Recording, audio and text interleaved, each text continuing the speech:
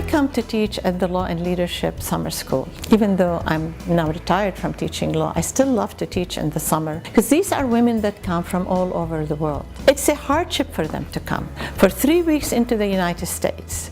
It's a family hardship, it's a financial hardship. It is also a visa hardship.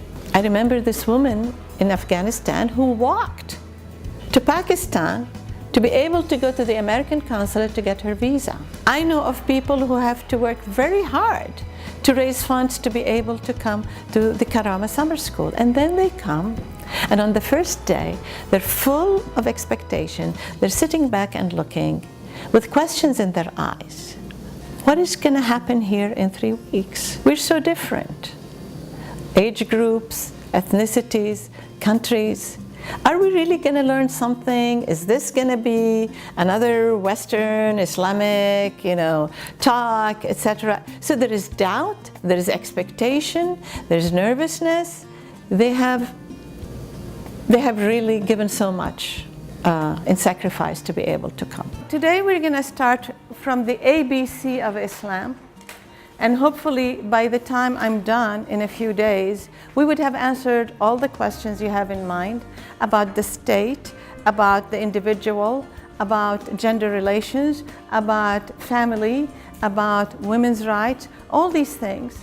The important thing is to understand that all we're going to talk about today is going to be rooted in the fundamentals of Islam, and these come from the Quran itself. We will refer to the Hadith and the Sunnah as a way of explaining, shedding light on the Quran, but we start with the Quran. When I came first to Karamah, I came as a student in the summer program. So I attended the summer program and I learned about leadership, conflict resolution, communication, public speaking.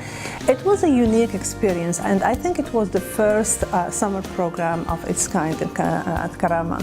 It was a very unique experience, and the friendships we started then are still alive now. That's another aspect of the program that is so human and so personal, that you build friendships and sisterhood in a way that's not possible anywhere else. Yesterday we all agreed that there is one principle that all Muslims must subscribe to, or else they are not Muslim.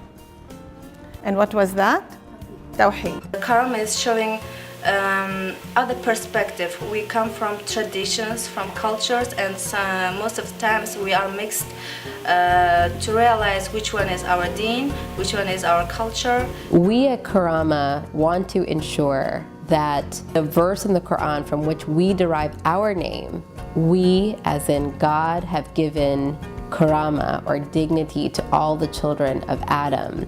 That dignity, if it truly is God-given, then we as women and men, Muslims, should live our lives with the freedom and dignity that God gave us. That leadership, your impact on the world is partly you, but maybe equally the team around you. Who's on it? How well do they work with you?